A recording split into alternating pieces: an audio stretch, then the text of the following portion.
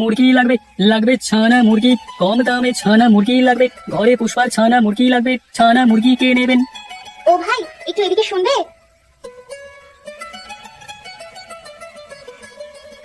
হ্যাঁ বলুন বৌদি, আপনি কি মুরগি ছানা নেবেন?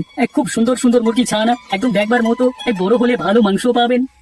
হ্যাঁ গো, আমি একটা মুরগি ছানা কিনবো বলে তোমাকে দাঁড় করালাম, তবে বড় করে মাংস খাওয়ার জন্য নয়, আমার কাছে থাকবে, আমি পুষবো তাই জন্য আর কি। হ্যাঁ বৌদি, তাই বলছি আর কি। দেখুন না কত মুরগি ছানাই এখানে আছে, কোনটা পছন্দ আপনি বলুন। ভাই, আমাকে ওই লালচে কমলা রঙের মুরগি ছানাটা দিন। হ্যাঁ হ্যাঁ বৌদি, দিচ্ছি। এই নিন বৌদি। কত টাকা দেবো? এটার দাম ওই 50 টাকা। তোকে আমি ভালো করে প্রতিপালন করবো, একদম নিজের মেয়ের মতো, তোকে অনেক বড় করে তুলবো আমি। চল এখন ভিতরে চল। এই বেটা নগেন, বাইরে বেরিয়ে বলছি, ভালো চাইলে বেরিয়ে আয়। কে কে সকালবেলায় ঘরের সামনে এসে চিৎকার চেঁচামেচি করছে? আমি সুখেন, তুই বেরিয়ে আয় বলছি এক্ষুনি। কি হয়েছে, এত চিৎকার করছো কেন?